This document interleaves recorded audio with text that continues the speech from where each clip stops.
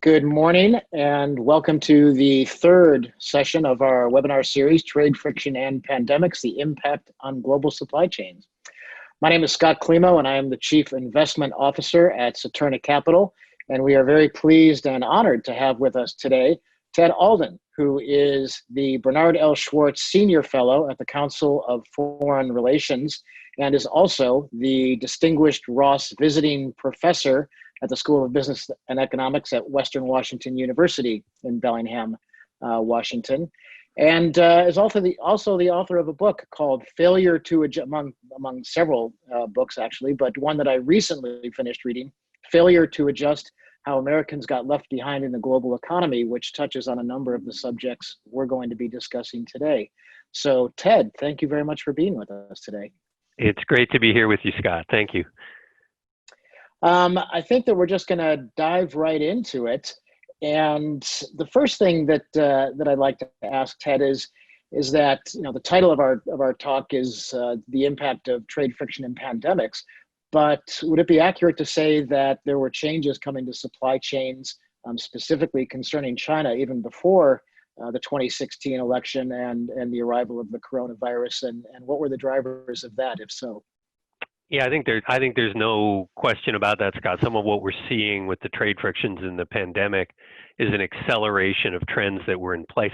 I'd really point to three things that had started to create pressure on supply chains in relation to China even before Trump's election and before the pandemic.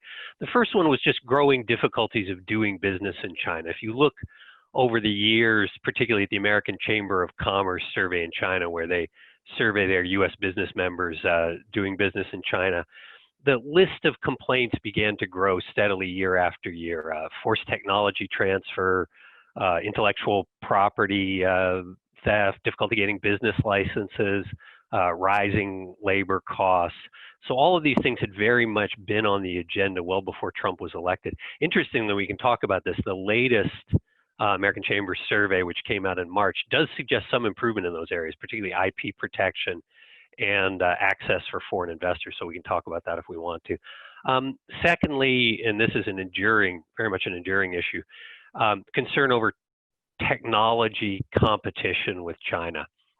The seminal document there was probably China's 2015 release of what it called its Made in China 2025 initiative, which set out a series of targets for China to become a global leader in sectors such as aerospace and semiconductors and robotics, biopharmacy, artificial intelligence, et cetera.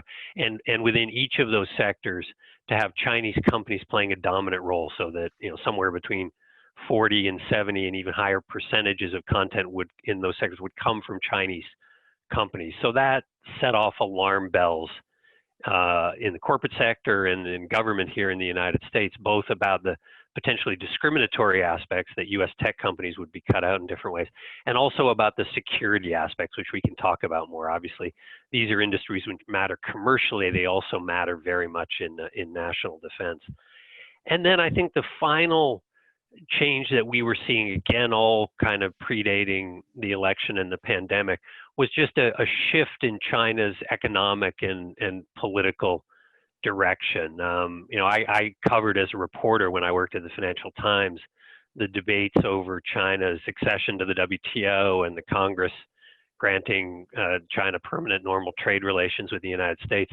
And the hope at the time very much was China's economy would continue to reform and move more in a private sector-led direction, and that this would also have political consequences in terms of creating a larger civil society in China, moving China in a somewhat more democratic direction.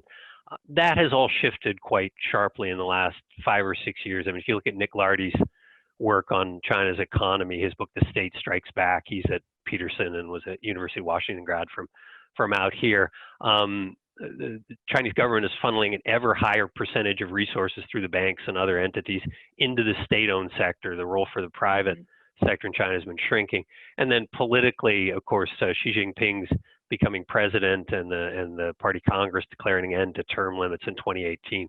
And the consensus now in Washington certainly is that China's moving back in a much more a hardline autocratic direction politically. So all of those things were in play even before Trump, even before the pandemic. Well, I think that's certainly true with regard to the autocratic direction. If you look at the recent law that was a security law that was put in place in Hong Kong, and of course, I'm sure everyone is aware of the treatment of the Uyghurs in Urumqi for some time now in China. So that was already happening, and then we had Trump was elected, and tariffs and trade friction arose. And now we've had the pandemic, and there's been a lot of talk about the pandemic accelerating a number of trends, whether it's online buying or perhaps a shift to rural versus urban, or remote work for that matter. So do you think that now that these events have come through, and particularly, I guess, more topically in the current time, the pandemic, that is accelerating those effects on the supply chains with China? I think the answer is yes, but this is clearly a very complicated question. So if we're looking at things like remote work and online shopping, a lot of that is probably more of a domestic effect than an international effect, though it obviously has international implications. We've all experienced changes in the way we are working as a result of COVID. I think a lot of those are going to be sustained. I think they're potentially significant savings for companies in terms of their physical capital and other things. And this is going to be, economists love this kind of stuff. This is going to be a great natural experiment in how productive people are working off site. The argument for having people together in an office has been A, they're more productive, and B, they're more innovative because of the collaboration. We're running a kind of real-time test on that. So I think some of that will be enduring, even, fingers crossed, we get a successful vaccine at some point. Internationally, in terms of supply chains, again, supply chains still involve the physical movement of goods across borders. So the technologies allow you to coordinate that work more successfully. You look at Richard Baldwin's book, The Great Convergence, which I teach in my classes at Western. The rise of the internet and modern information communications technology really made it possible for companies to coordinate their operations on a global basis, to break up their supply chains into little chunks the way that has been done. As the technology accelerates, I think the coordination problems will in some ways even get easier, but you still have to move stuff. There'll be places I think that'll change. 3D printing is going to allow for some more specialized production closer to home markets, but you're still going to have to move stuff across borders. So I don't think the technology's fundamentally changed the supply chain challenge. As for where we are now, the trade war clearly has had an effect. It's, we're still in all these things fairly early because business location decisions are long-term decisions. But we're looking at a situation where the average tariff on an import from China has gone up sixfold in the last few years. The average tariff is about 20%, and U.S. goods are facing similar kind of tariffs in China. There's a big expense for companies now in the sectors that are covered by tariffs. That looks to be fairly permanent. The phase one trade deal that was announced earlier this year had a bunch of purchasing targets, but didn't significantly lift the tariff burden. And so I think we are seeing, and it varies a lot by sector, some companies saying, okay, if I'm going to face a 20% tax on top of the other cost, I'm better off to look at options in Vietnam or look at options in Mexico or Malaysia or other places. And we are seeing from the data this movement of U.S. imports away from China to other parts of the Pacific Rim.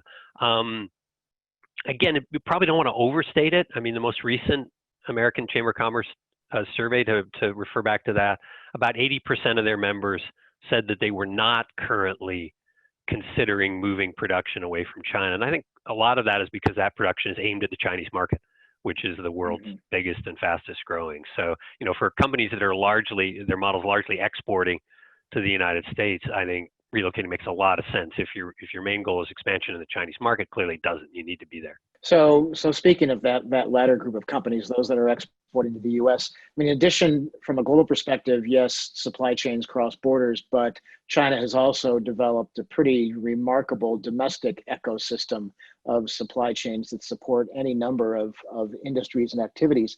So, are there other countries that can replicate that and actually offer the opportunity for some of these activities, U.S. oriented export activities, to relocate?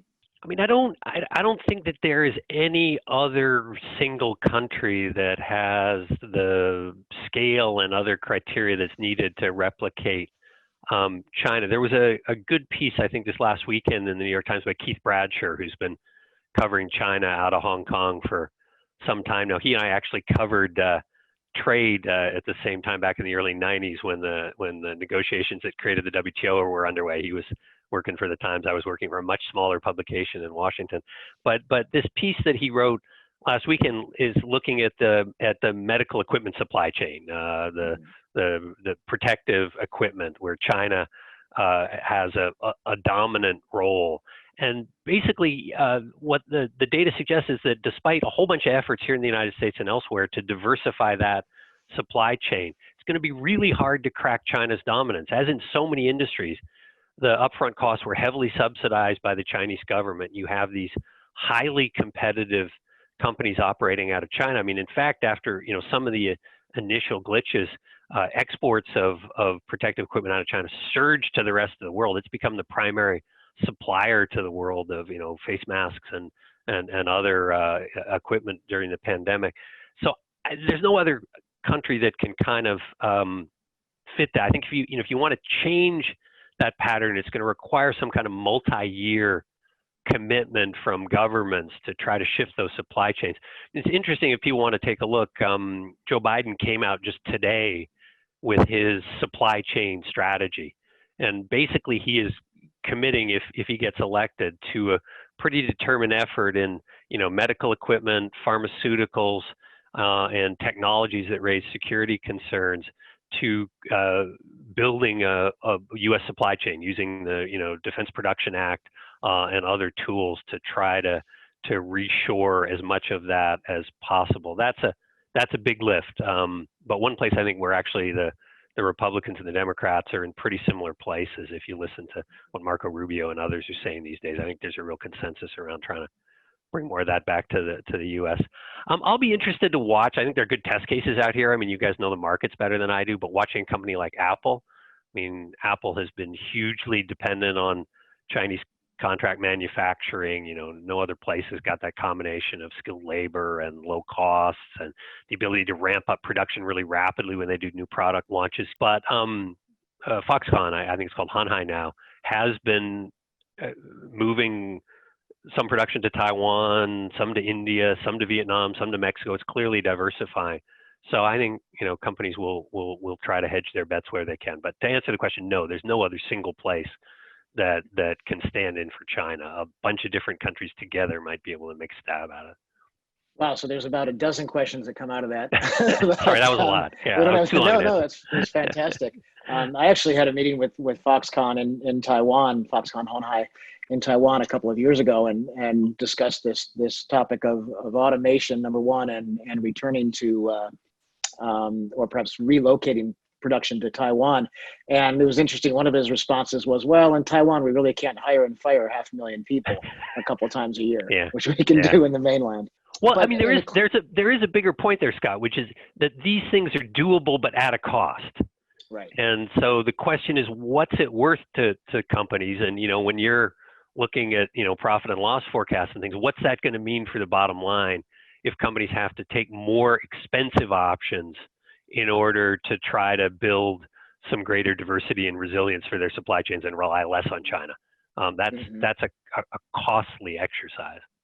Well, I think you're right, though, in terms of the agreement between the Democratic and Republican Party. I mean, when you see that Marco Rubio, who you mentioned, and Elizabeth Warren are co-sponsoring a bill to track medical supply chains and where products, particularly supporting the pharmaceutical industry, are coming from. That's certainly a unique pair of bedfellows Yeah, yeah. No, historically. I think there's a real consensus on this stuff, and there are not many areas where you can say that about Democrats and Republicans these days. So I guess there's two questions. There's countries that that companies can relocate to, and I think Vietnam is one that has benefited pretty significantly at the lower end. And then there's the question of returning to the United States rather than finding another source of production overseas. And there must be some, I guess apparel and textiles, footwear, that sort of thing can potentially move to places like Indonesia or Vietnam. And then there's perhaps a different category of companies that can relocate to the United States. And then I guess there's some who might just be stuck. I mean, how do you kind of parse that out?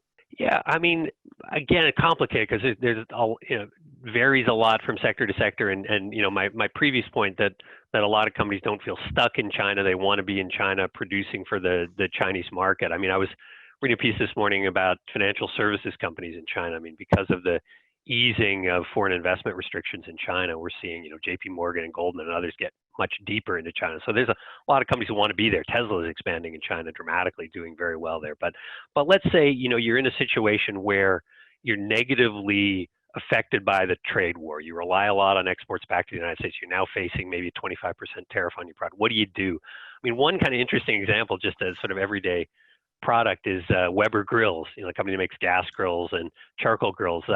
Their charcoal grills, as I understand it, are assembled in the United States, but all from imported steel. Well, imported steel now for most countries faces a 25% tariff, so they're kind of screwed on their domestic production.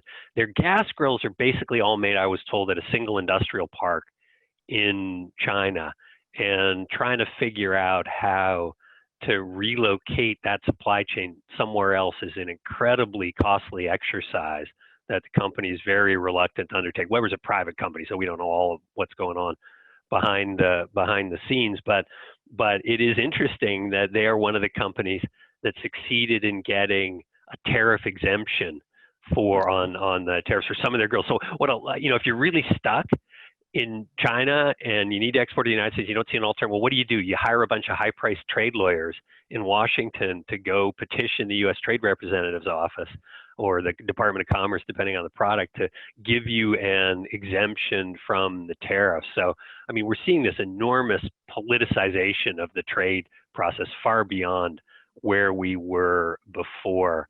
But I think, if you broaden it out, relocation is expensive.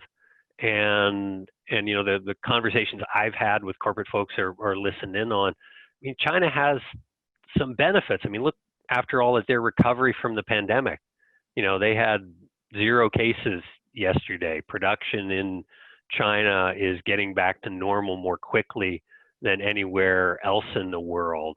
And so, if you look at the totality of factors, you're not necessarily going to say, well, because of the trade war, I'm going to look for relocation options. There's a lot of factors to throw in. The one final piece that absolutely does bear a lot of attention is the tech sector, because the administration is using what are called export controls, restrictions on the sale of sensitive U.S. goods overseas, to really turn the screws on China, particularly Huawei. I mean, we can talk about Huawei if we want, but this administration has been in an all-out war to persuade all of its allies to cut off purchases from Huawei, to stamp even the slightest presence of Huawei out of the United States. And now using U.S. export control rules is actually trying to crush the company's capacity to make semiconductors for its range of products. The U.S. is now saying that any semiconductors that are made with U.S. manufacturing equipment, which is basically every semiconductor made in the world, cannot be sold to Huawei. And so I think we're going to see the emergence really of 2 very separate technology supply chains where there are any security concerns at all. I mean, Huawei's going to need to find some way to go forward without Western technology, and I think the United States, and I would guess at the end of the day, Europe and Canada and others, are going to have to develop their own kind of separate technology supply chain. So that's one place where I think we really are seeing this decoupling. We're not seeing it across the board, but I think we're seeing it in the high technology areas. Well, that really anticipates the next question that I had prepared. If we think back to prior to the fall of the Berlin Wall, we had this bipolar world divided between the U.S. and the USSR, between democracy and communism, and a lot of people are talking about the reemergence of a bipolar world split between the U.S. and China, and of course, the political differences continue to exist. But we also have those issues such as the technology, supply chain, the internet, the flow of information.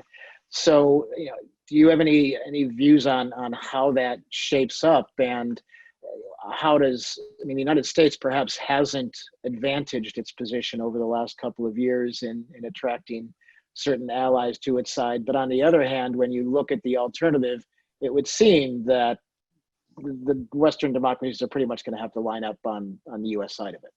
Yeah, I think that's actually a very good summary. I mean, the answer to the big question, are we moving into a new sort of Cold War? I think the answer is yes. I think at some level that was inevitable. I mean, many years ago at Berkeley, I studied with Ken Waltz, who was what they called a realist international political theorist. And the basic framework that he taught us was great nations always end up becoming rivals with each other. It's just the way international politics works. And so the rise of China as an economic power was inevitably going to create greater military security rivalry with the United States. And I think we're seeing that play out. It's I don't see it, and there's some good stuff being written in many places these days on this topic. I don't think from an economic perspective, it's not going to be like the Cold War with Russia. We had basically comprehensive economic sanctions against Russia from very early after the Second World War. It stayed in place, export controls through what they called COCOM, and a whole bunch of various ways in which the West was trying to squeeze Russia economically and certainly prevent it from acquiring sophisticated Western technologies. That's going to be pretty hard to do with China. The genie's already out of the bottle. I mean, too many Western companies are there. They've had access to too much Western technology. So I don't think you can really put that genie back in the bottle. So it'll be, I think, this complicated playing out of some sectors where we'll see this decoupling, others where I think will continue to be pretty deep integration between China and the West. Big picture, your point about the rest of the world. The rest of the world doesn't want to make this decision. I mean, the Europeans, Canadians, and others, they want to get along with China. They want to get along with the United States. I think you're right. I don't think that's possible. I mean, the Chinese, we're always so critical of our own country, and I can lay out a litany of criticisms of the Trump administration for the way it's mistreated allies. But to me, the more interesting thing is how much the Chinese have bungled this opportunity. Rather than taking it as an opportunity to say to the Europeans, to the Canadians, to Australians and others, we're good, responsible members of the global order. You don't need to rely on the United States so much. You can strengthen your relationships with China. China has done, a series of incredibly heavy-handed things, jailing the 2 Canadians over the case involving Meng Wanzhou, the CFO of Huawei, who's facing extradition. Cutting off imports from Australia because Australia had the temerity to ask for an investigation into the origins of the coronavirus. Going after Sweden over the Nobel Prize.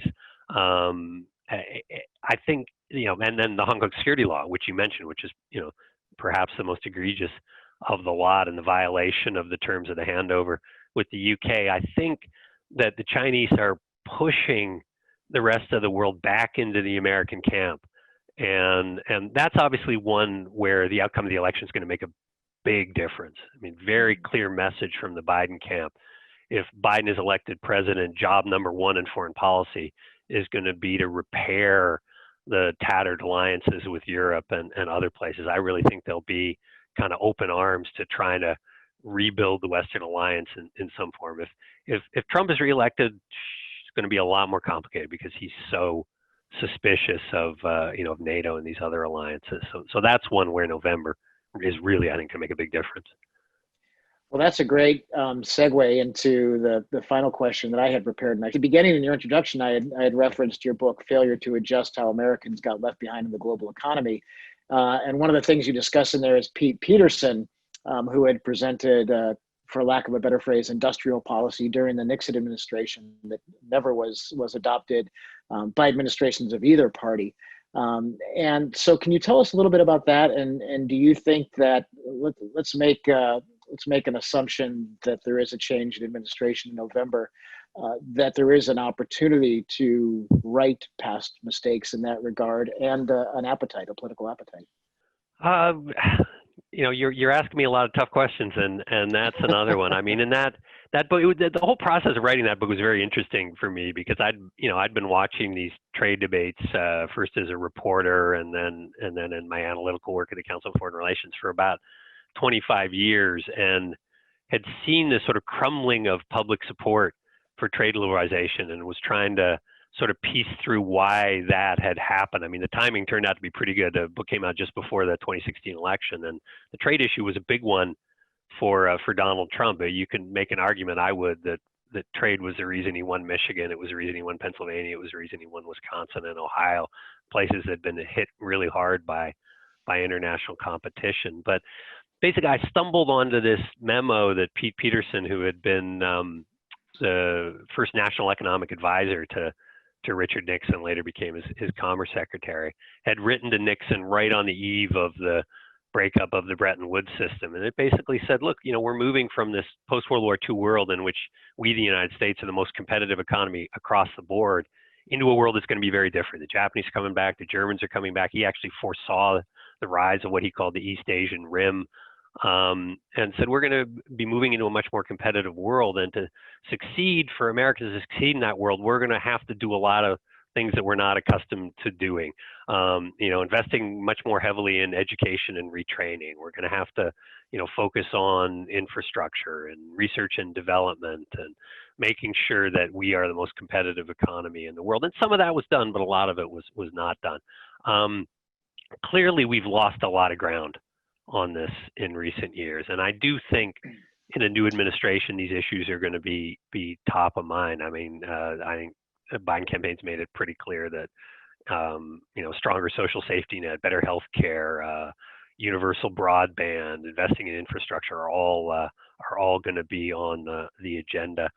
That would be a positive outcome. My concern, and you certainly see signs of this, is that we'll end up moving instead towards a sort of desperation industrial policy in which we're going to throw billions of tax dollars at certain sectors we've decided, governments decided are important. A lot of that will be in manufacturing, even though, the economy is much more of a service economy. The digital transformation is very real. Throwing a lot of money into old line manufacturers is probably not the way you want to go. So we could, I think, unfortunately end up with a kind of messed up industrial policy. And I hope we don't go down that road, but all that stuff's on the table right now. I mean, I think the U.S. has, unfortunately, partly because we're fundamentally a strong economy and the corporate sector has done quite well, and in the aggregate we're very wealthy. We've allowed these problems to fester for a long time, and I think we're seeing a lot of that sort of laid bare with the very inept response to the pandemic. So.